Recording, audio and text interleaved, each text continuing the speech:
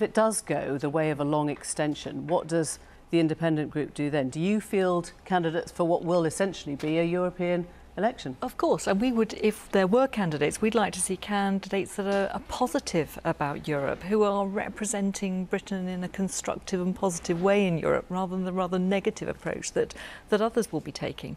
So you're getting ready to field candidates now? Well, we are in discussions with the Electoral Commission about becoming a political party, because that would be the first stage to being able to field candidates. So when you say you're in discussions, sorry to interrupt, just to clarify, what stage is it? Have you applied now to be a political party? Well, that's right. We have started discussions with them and started that process of application, because that has to be completed before we could field candidates. But what will you be called? Well, I think these are all things that we're discussing with them, so I'm going to save that for another day. Give us a sense of how many candidates you might field for the European elections. Well, of course, the point is these are done on a list system rather than on an individual constituency basis, and I think that is one of the difficulties and perhaps one of the reasons that there's been a disconnect with Europe. But we'd like to make a positive case for Europe and try and reconnect people if we're going to be going into a longer extension and fielding candidates.